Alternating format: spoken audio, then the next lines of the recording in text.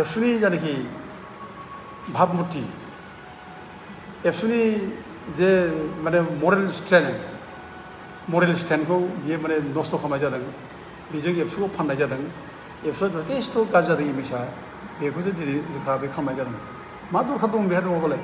एथ' हाखु दाखु बे एनाउन्स खालामनो एथ' हाखु दाखु आन्दलन खालामनो दिनै बेहा दायथ' दंमोन माने मावलायदो मोजाङै मोजां मावलायदोसो हाग्रामाया बे बाथ्राखौ बे बुंनांगौनि सिगाङाव बेखौबो बुंनो हायाखिसै बेहा साहसानो गैया बेखौ बुंनायनि सिगां बे एखेबारे नै माबासो होगारबाय एनाउन्स होबाय एखेबारे थानो हायासै माने हाग्रामाया थेर बेथेर जाथारनांगौ आरोखि इमिडियेटलि गभर्नमेन्टखौनो दास्लाब मोननाङा बे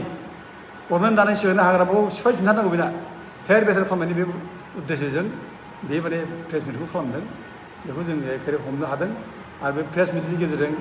रावबो जेबो जाया हाग्रामाया बांसिननिफ्राय बांसिन गोरानिफ्राय गोरासिन जालांगोन जेबोखौ नुदों आरो बे एबसुनि डिफेन्स बर' दैदेननाय एबसुनि इमेजआ एखे डाउनाव थांबाय थागोन जोबलांबाय थागोन जेबो दा रोखा जादों आरो बे गावनि जोबनायनि बे मोनसे घोषणा बे गावखौ फोजोबनानै बे घोषणा बे देरहानाय घोषणा नङा बे मानसिया out of frustration out of emotion decision लाया आरो एफा गिदिर एबसु बायदि संगठना नोङो बेबायदि डिसिसन लानो हायोना बोरै बिदि डिसिसन लानो हायो बेथ' आनवाइस डिसिसन बे एखेबारे पुलिस डिसिसन बे बेखौ रावबो सापर्ट खालामा दा जायहा आंनि बे खोथाखौ दा बुंसै बे 125th एमेन्डमेन्ट बिल 2019 बेयाव मा दं बेनि बाथ्रा बुंबाय थायो डिफेन्स बर'आ जानाय जायो खोथा बुंबाय थायो बेयाव मा दं बे फरायनोबो होआखै खोन्थानाबो होआखै आरो बे एबसुनि सेंग्राफ्रा रावबो बेखौ मिथिया आरो बिदिन्थिखौ आरोखि बिदिनावबो खोन्थायाखै मा दं बेयाव दा बेखौ आं खोन्थाना होनानै सानदों फरायना होनो नैबे नै पार्लियामेन्टारि स्टेन्डिं कमिटि हम एफेयार्सनि बे स्टेन्डिं committee report 2020 on the 125th amendment bill बिनि सायाव होनाय आरोखि पार्लियामेन्टारि स्टेन्डिं कमिटिनि माने हम एफेयार्सनि 2020नि 125th एमेन्डमेन्ट बिलनि बे माने रिकमेन्डेसन आरोखि बे दा बे रिपर्ट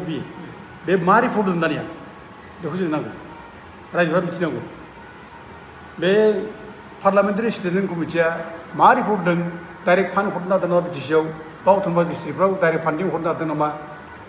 बिनि सायाव डिफेन्स बर्डआ जे बुंबायदों बेखौ आं क्लियारै बुंनो सानदों आरो दा रायजोफ्रा बुजिनो सेस्था खालाम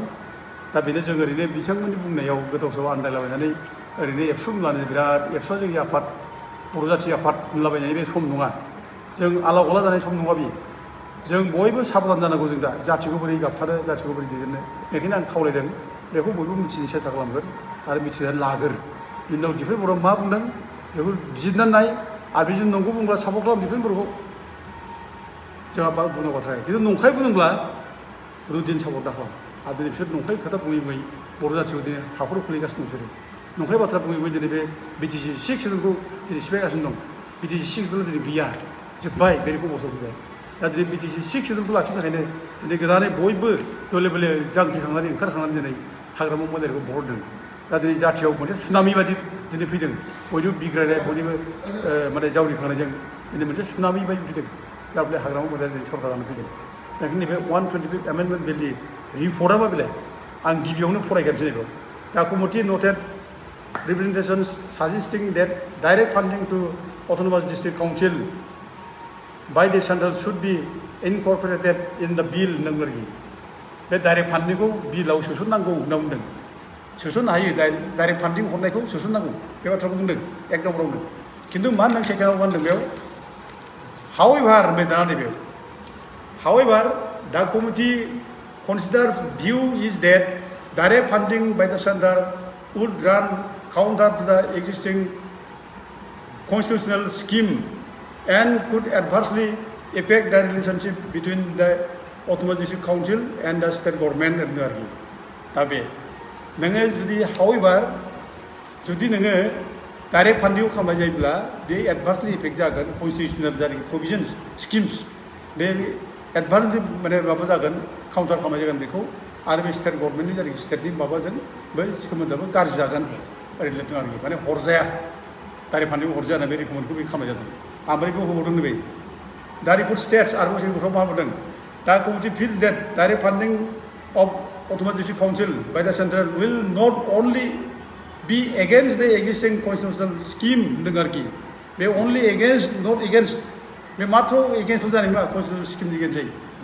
बेखौ होनदों बाट बिराद गोब्राब बाथ्राजों बुंदों आरो गोब्राब बाथ्राजों बाट अलस' would unnecessarily affect the relations of माने माबाखौ होनदों आरोखि automatic council vice state government adversely होनदों आरो एग्रि क्लियार थार बेयाव खुनु डाइरेक्ट फान्डिं बाथ्रा बुङाखै हरब्ला बिराद खुथि जागोन हरनो नाङासो होननाय जाखादों आरो मा नांगौ बेलाय बबाव दिफेन बर'आ बबाव बुंगासिनो दं दे डाइरेक्ट फान्डिं मोननांगौ डाइरेक्ट फान्डिं मोननांगौ दा बे जेनेबा रिपर्ट जाबाय दानिया बे 2019 रिपर्ट होननाय बेखौ माने 155 एमेन्डमेन्ट लाबोनांगौ आरो बे रिपर्ट होनाय जाबाय दाना बेखौ 125 बे बिलखौ मा होननाय जादों दा पार्लामेन्टनि बे स्टेन्डिं कमिटि बिलखौ रिकमेन्डेसनखौ मा होनदों दाना आर्टिकेल 280 खौ एमेन्डमेन्ट दाना खालामबाय दाना कन्स्टिटिउसननि आर्टिकेल 280 खौ एमेन्डमेन्ट खालामनाय जाबाय बै माने पार्लामेन्टारि स्टेन्डिं कमिटिनि रिपर्ट लानानै मा खालामनांगौ दाना अट'मेटिक डिस्ट्रिक्ट काउन्सिलाव माने फाइनान्सियेल पावारखौ डाइरेक्ट हरना हरा दा बेखौ नै आर्टिकेल 280 खौ एमेन्डमेन्ट खालामनाय जाबाय बेयाव मा होनदों बेयाव दा कमिटि सापर्ट्स दा proposed amendment of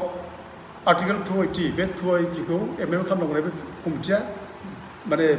प्रम'ट खालामदों आरोखि दा बेखायनो बे कमिटि माबाया आर्टिकेल 280 खौ एमेन्डमेन्ट खालामनानै मा जाखो बेयाव होनदों मा मेकिं द finance commissions duty include recommending augmentation of resources of these councils but does not suggest adding any clause for direct funding to autonomous district council by the center. Amendment of माला बगदा 280 amendment of direct कुनु दिन माने fund खालामनायखौ बेखौ suggest खालामाखै बेखौ बुंखाबाय क्लियार आरोखि बे 2018 नि एमेन्डमेन्टआव डाइरेक्ट फान्डिं खालामनायखौ साजेस्ट खालामाखै बेखौ होनदों खिन्थु अगमेन्टेसननि बाथ्राखौ बुंदों आरोखि दा बे बोरै बोरै माबा हरगोन बेयाव बुंदों बेयाव माबाखौ It recommends that State Finance Commission should, while distributing funds between state and district councils, earmark resource explicitly for autonomous district council. माने डाइरेक्ट फान्डफोरखौ माने स्टेटफ्रा माने एक्सप्लिसिटलि माने एयारमार्क खालामना हरनांगौ होनदों बेयाव डाइरेक्ट हरनाय बाथ्राखौ बुङाखै दा बेखौसो 280 जायनाखि आर्टिकेल एमेन्डमेन्ट जादों 125 माने जायनाखि एमेन्डमेन्ट बिल 2019 लाबोनाय बेखौ बेयावसो बुंदों आर्टिकेल 280 आव बुंनाय जादों दा गतिके बे चेप्टारा क्ल'ज जोब्बाय बे थैबाय बे जोब्बाय माने डाइरेक्ट फान्डिं जालिया जोब्बाय बे एमेन्डमेन्ट जाखांजोब्बाय माने 125 एमेन्डमेन्टआ जाखांजोब्बाय रिपर्टआ जोब्बाय दा आर्टिकेल 280 आबो माने जाखांजोब्बाय एमेन्डमेन्ट जाबाय दा नों दिफेन बर'आ बबे सिमां हामां दा दिनै बुंगासिनो दं जे माने 125 एमेन्डमेन्ट बिल लाबोनांगौ आरो डाइरेक्ट फान्डिं खालामनांगौ होनगासिनो दं बोरैहाय आरो बेनि थाखाय बोरैहाय माने बुंगासिनो दं बे जे आन्दलन खालामनो मानो आं माने ओरैबायदि रायजो राजाखौ खावलायनो लुबैबाय रायजोफोर बेबायदि मानसिखौ जों मा खालामनांगौ दोनसाय रायजोफोर सिन्था खालामसाय बे नङैबायदि नङै खोथा बुंबाय थानाय मानसिखौ जों मा खालामो दा रायजोफ्रा बिचार खालाम बेबायदि मानसिजों थगायजाबाय थानो हायो नामा नङैनि खोथा बुंनाय नङैनि बाथ्रा बुंनाय बिटिआर सुक्ति इमप्लिमेन्ट खालामनांगौ होनना बाथ्रा बुङै दा बुंनोबो हाया बे बिटिआर सुक्तिनि बबे क्ल'जखौ इमप्लिमेन्ट खालामनो बे मोनसे खोथा बुंनो हाया बे जोंथ' सोंबाय थाबाय जिगु बुं नोङो बबे बिटिआर सुक्तिनि बबे क्ल'जखौ नों इमप्लिमेन्ट खालामनो लादों मोनसेबो खोथा बुङा गोदाव सोराव उदाय मुदाय बुंलाबाय रन्जन दैमारिखौ बख'नांगौ मानांगौ आरो नोंनि रन्जन दैमारि गनायनि बाथ्राया गैथ्रायाखै नोंसोरो रन्जन दैमारिखौ गनांगौ लिराखै नोंसिनि एकर्डआव रन्जन दैमारिमोनखौ हाइनास केस गोनां मानसिखौ जेलाव जोबनानै दोननांगौ होननासो लिरदों बे 9.4 माबायाव बिटिआर सुक्तिनि 9.4 आव क्लियारलि लिरदों अनलि माने नन हाइनास केसखौल' माने आयेन बादियै नायनाय जागोन होननासो बुंदों खिन्थु हाइनास केसखौ जेलाव दं थाथों बिसोर जेलावनो बेखौसो नायदों दा जोंनि बे दिफेन बर'आ बबे बेसेबांसो बुंबाय थानो नागिरो जे रन्जन दैमारिखौ बख'नाय बाथ्रा मा बाथ्रा होनबाय नोंनि एकर्डआव गैया मालाय हाग्रामावना बिटि सुक्ति खालामदों जेब्ला बिटि सुक्ति खालामो 2003 आव बिसोरनि केसखौ रावबो नायाखै बिसोर मा केस दं रावबो नायग्राखै खाम्फा बरगयारिया मा केस दं नायाखै चन्दन ब्रह्मआ मा केस दं नागिराखै सोङाखै रावबो डाइरेक्ट बिसोर गरग्रा एकर्डआव लिरना दोन जे बिसोर इन्ट्रिम काउन्सिल दानांगौ माने हाग्रामा मन्दिरनि सेक्रेटारिसखौ लानाय बिसोरबो थोनदों इन्ट्रिम काउन्सिल दानो आरो इन्ट्रिम काउन्सिला उइदिन माने 1.5 बोसोरनि गेजेरावनो बिसोरो बे बाउन्डारि टाउन्डारि थि खालामनांगौ कनस्टिटिउन्सि दानांगौ बेखौसो बुंदों बिसोरथ' जेलाव जोबनायनि बाथ्राखौ बुङाखै खिन्थु नोंसोरनि एकर्डआ मा बिदि आरो दिनै बिसोर अब्लाबो बुंलाबाय थायो एखे जानला मोनलानो एखे माने बिटिआर एकर्ड इमप्लिमेन्ट खालामनांगौ मानांगौ बायदिसिना बुंबाय थायो दा गथिखे बे मिसा खोथा बुंगासिनो दं बे ओमफ्राय मोनसे खोथा बुंखादों बे दाखालि आरोबाव आं बिनि माबाखौ नायदों आरोखि बे नैबे गावसिनि बिटिआर एकर्डनि नैबे 3.2 क्लजखौ बुंबाय दं बे थारमाने माने 2 क्लजआव मा दं 3.2 क्लजआव 60टा सिट बारायनाय खोथाखौ बुंबाय दं 60टा समस्ति बारायनांगौ होनलाबायदों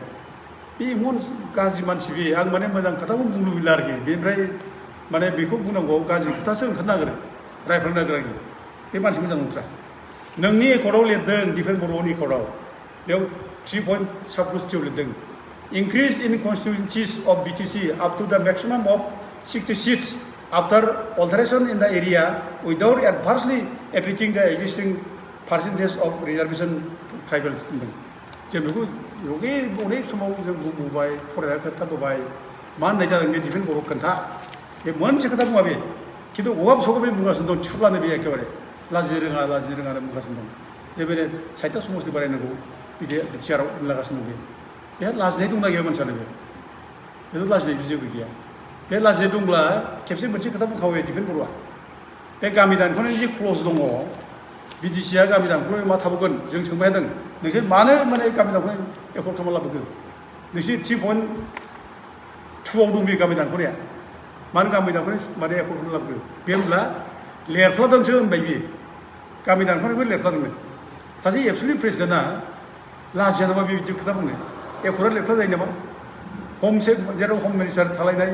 एकर्ड बियो बेयाव लेरफ्ला जायो नामा बे दिफेन बर' लाजि रोङि मानसि बे बिदि बुंदों दा गथिखे बेबायदि लाजि रोङि मानसिजों जों माने फिदिंजानो नाङा आरो जों थगायजानो नाङा जाथिया एसे मजबुत जाथि जानांसिगौ दा जाथि जानांसिगोन जोङो दा गोदान सरकार फैबाय जेब्ला जों बयबो कपारेटिभ नांगौ बयबो माने आवगायबोनांगौ जाहाथे सान्थिपुर्ण भाबै जों बिटिसिखौ सालायलांनो हायो 17 बोसोराव जों जेरै सान्थि भाबै सालायलांदों बायदि सासे सान्थि भाबै सालायलांनो हायो गोगोम मोनसे बिटिसि अनलायनायनि गेजेरजों माने बिराद मोनसे डेभेलपमेन्ट जौगानाय गोरिब गुन्द्रा आइ आफा बयखौबो लाफानानै जों जाहाथे माने सालायलांनो हायो बेनि थाखाय जों जेरै बे माने हाग्रामाखौ जों सापर्ट खालामनांगौ जों बेखौ जों खावलायो 17 बोसोरावबो एथ' मोजां सावलायलांदों खिन्थु डिस्टार्ब खालामनानै बे डिपार्टमेन्ट डिस्टार्ब खालामनायसो 17 बोसोराव जथ' जादों बे डिपार्टमेन्ट डिस्टार्ब खालामनाय बेनि बादै खुनु रावबो डिस्टार्ब खालामाखै आरो दाबो नै गन्दगला साबसिन खालामदों बिसोरनो बुंलाबायो माने माबानो एखेबारे बे प्रमद बर' लिरनाय समावलाय गुलि गरसे बेरफुआखैनो आगोल खुनु रावबो माने असान्थि जानो हाखैदों गुलि गरसे बेरफुआखै बे जोंसारखौ सोर गावथारा बे जनक कुमार ब्रह्मखौ सोर गावथारा बे हेमन्त नार्जारिखौ सोर गावथारा बै माने नागेस्वर बसुमतारिखौ सोर गावथारा बै मिया दैमारिखौ फेन्दाव गनाय सोरमोन बियो आरो बे हिन्जावफोरखौ दख'ना खुगानो माव गारख्लायनायबा सोर बिसोरनि सरकार नङाब्ला बे न' बां सावनानै अनेक होखारबाय सोर दिनै गाबु बुंजाबाय गोबां बर' फिसा गाबु जादों गोबां बर' फिसा गाबदों सावै सावै गाबदों दिफेन बर'खौ सावै सावै गाबदों बे इउपिपिएलआव सावै सावै गाबदों दिनै बिसोर बे समाव बुंलाबायो एखेबारे जेबो जायाखै माने इउपिपिएल सरकार समाव माने खुनु दावरावसो जायाखै होनलाबाय थायो दा गथिखे दिनै बेफोर एग्जाम्पला जोंहा दं दा जोङो बेखौनो बुंनो लुबैयो दिनै दिफेन बर'आ मैया मोनसे खोथा स्टेटमेन्ट होनाय लिरनाय नुदों आरोखि बे फेसबुकआव होदों ना दा बे बुंदों जे माने बाक्सा जिल्लायाव बड'फा उपेन्द्र ब्रह्मनि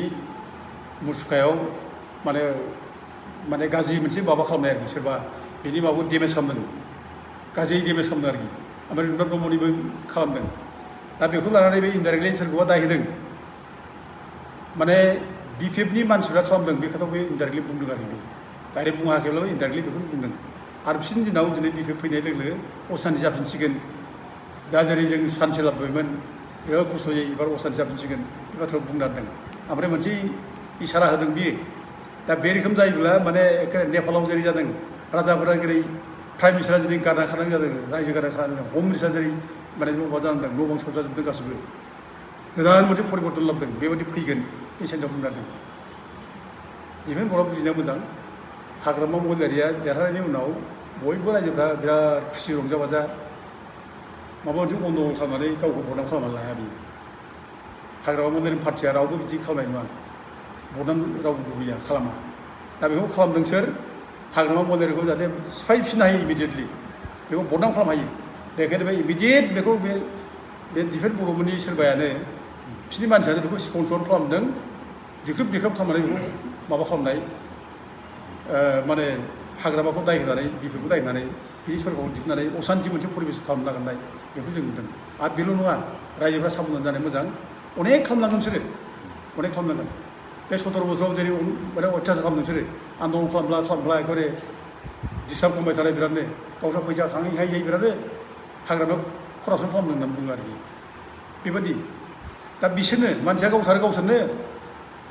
फिन सरकाराव मानसिखौ गावथारबाय बुथारबाय सान्थि फैदों रंजाबाय बिराद दल जाबाय